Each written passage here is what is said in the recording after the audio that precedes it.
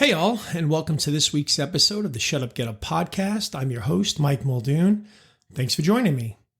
As always, the Shut Up Get Up podcast is about shutting down those internal and external voices or even circumstances that may be holding you back from living the life you desire and just getting up and getting into action. As I've often said, change nothing, nothing changes.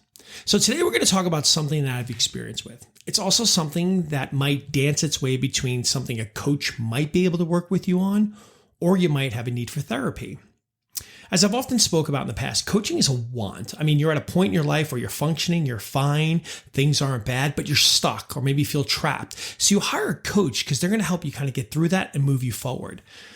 But if you can't manage your day-to-day life, then therapy just might be what you need, because it's in therapy that you work in the past to fix the present.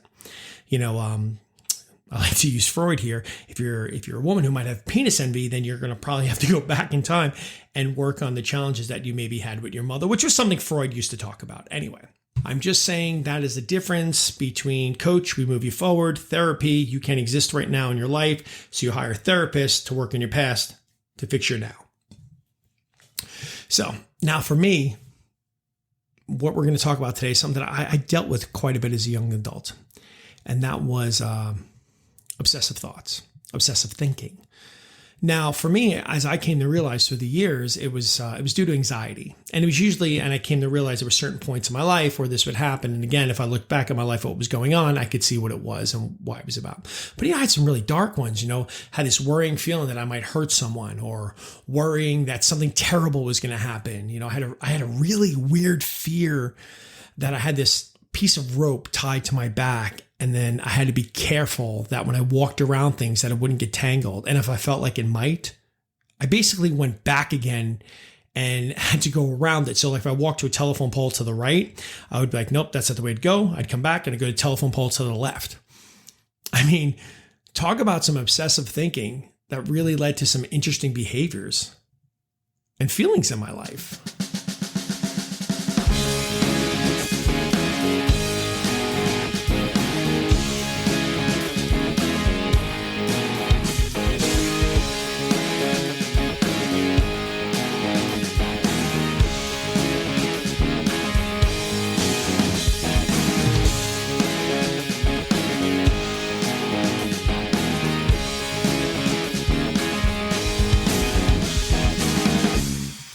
Obsessive thoughts can have various causes. And for me, like I said, it was more of an anxiety disorder, which anxiety tends to be the root of many challenges that people face that hold them back. I mean, anxiety and sufferers can, find themselves losing confidence and develop a give up attitude in the world.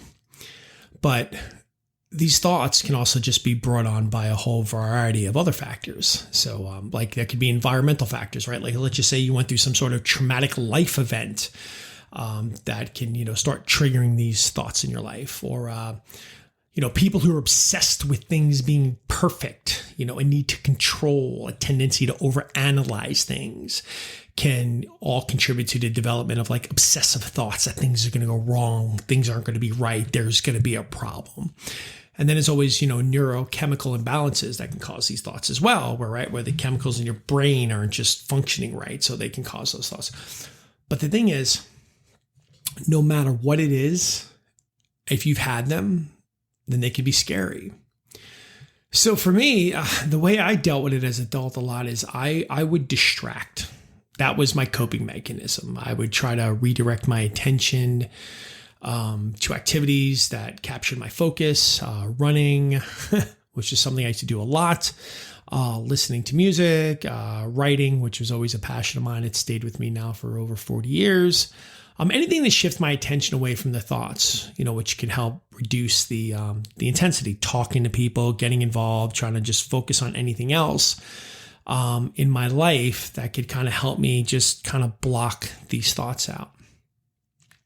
Now, the problem is, though helpful, it was kind of a short-term fix.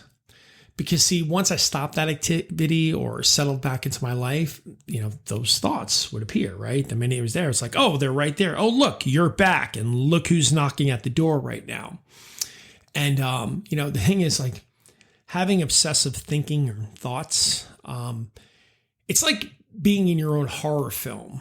Not to say that they're all thoughts are evil or dark, right? Because that's not the whole thing. Not all obsessive thinking and thoughts are dark. After all, your obsessive thoughts could be something simple about, failing an exam or letting somebody down or disappointing somebody or a project going to fail or whatever it is. So not all of them are dark. But I guess what I'm saying here is, when you have obsessive thoughts, it's like you're in a horror film and these thoughts, it's like they're the villain and you're the protagonist always on the run from them.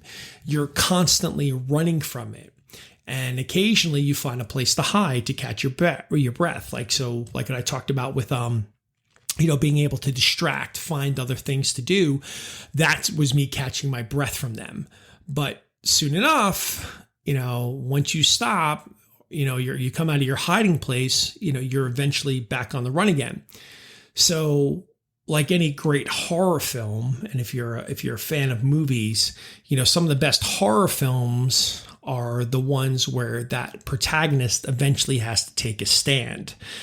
Again, my background's in writing. So, how many horror films you see where the person's just constantly running, and maybe they get out of it, but they never, it's just always some sort of, what was the word they used to use? Like deus machina, gift from God, hand from God, where all these things would just happen to help them get out of there and get free. They didn't have to do anything. And this because even if you don't understand movies or storytelling, you just know like this all felt really weak. And horror films or thrillers or whatever it is, the ones we really like are the ones that we can relate to is when that protagonist puts his foot in the ground that says, you know what, I'm not going to run anymore. I'm not going to do this anymore. I'm going to turn around and I'm going to fight. I always go back to Predator, the original Predator, Arnold Schwarzenegger back in the 80s. And don't get me wrong, there's probably tons of other great ones as well. But, Predator was what's going on here. There's a problem. Something's taking us out. It's picking us off one by one. Let's run. Let's hide. Let's try to evade capture. But eventually, the Arnold Schwarzenegger character realizes the only way he's getting out of here alive is that he needs to fight back. And that's what he just did.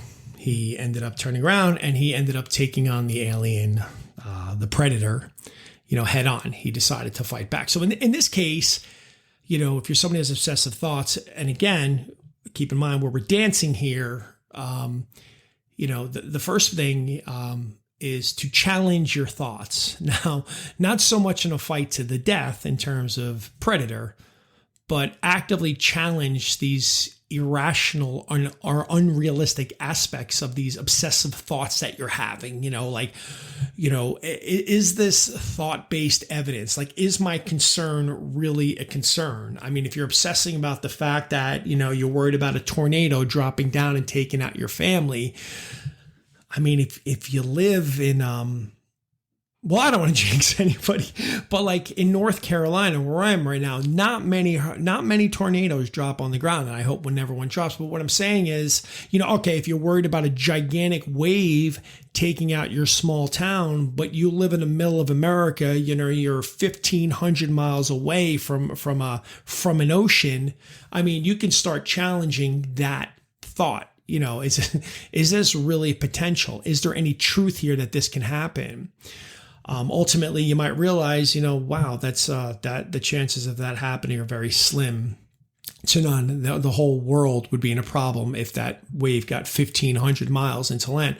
So the first thing here is you got to challenge those thoughts, right?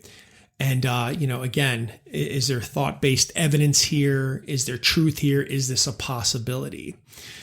The other thing is just looking at like what's going on in your life right now that could be making you feel this way. If this suddenly just came on recently, I mean, what happened? Did you just recently change your job? Did you recently just, get out of a relationship? Has something changed? Because a lot of times when we're feeling certain things, again, anxiety, it can manifest themselves in different ways. So you're obsessing all the time about something else, but realistically, the real issue is something completely the opposite way.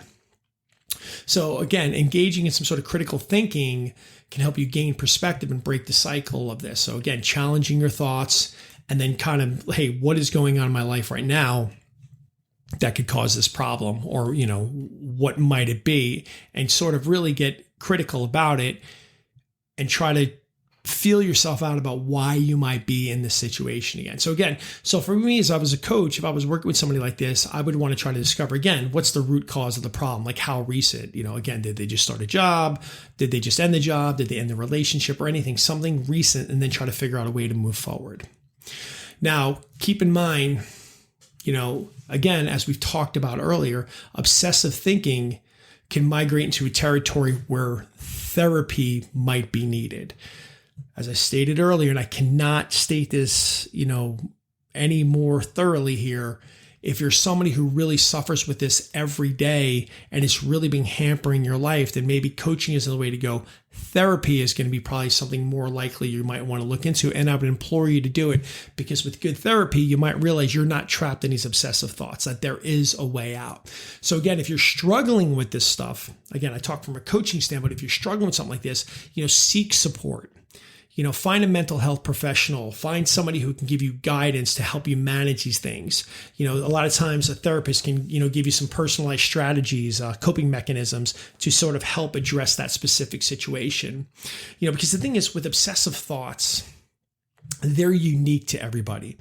And you might share yours with somebody else, like, what do you mean? Why is that such a thought? Again, a tidal wave hitting you, but you live in Norman, Oklahoma. Like, the chance of it happening, but to you, that's important. So I'm not here to discount what you might be going through. Again, everybody's thoughts, if you're having them, could be completely unique to you and could be very complex and multifaceted. So again, if you're somebody who's struggling with this and it's been going on for a long time, again, I implore you to seek mental help. Find a mental health provider, somebody who can really maybe diagnose you right and get you to, the appropriate treatment options. Now, if you're somebody, like I said, just recently, hey man, ever since I switched my job, or ever since I ended my relationship, or ever since, I did this, and that, I've been having these thoughts.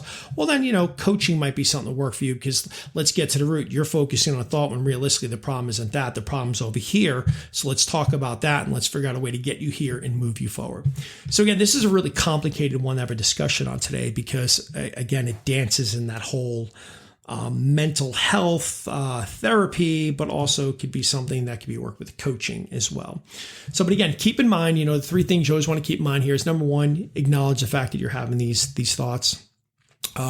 Number two, be willing to challenge them, be willing to, engage in critical thinking with them, and really see if there's any sort of, thought based. Is there any factual information here that could be really justifying these thoughts? And ultimately, at the end of the day, is this something that maybe I could work with somebody like a coach with, or is this somebody I really should be seeking therapy? And again, a real gauge here is, if this is something that is impacting your life every day and you've been dealing with this a long time, then look, that's definitely going to be therapy. But this is something that came out to you recently, then definitely, you might want to seek out a coach. You might want to just reach out to me here. Just contact me on my website at mikemuldoonlc.com. I'm more than happy to help you out. So that was a lot. Again, it's a challenging subject, because like I said, it's something that dances in both fields. And I want to be very, very, I want to make sure that, people who suffer from this stuff understand at the end of the day, there is a treatment option here, just figuring out which one is the right one for you. And let's get you past this, no matter how you're going to get there, and let's get you moving forward and living that life you desire. As always, I thank you for being with me. I appreciate it. Follow me on Mike Muldoon LC on Instagram. MikeMuldoonLC.com is my website you can always go to. Check out my podcast. Share my podcast with your friends. If anybody can benefit from it, like I've always said, if I can help one person, then that's great. Anyway, I wish you guys all an awesome rest of your day today, and a great weekend. And I got nothing but love for you.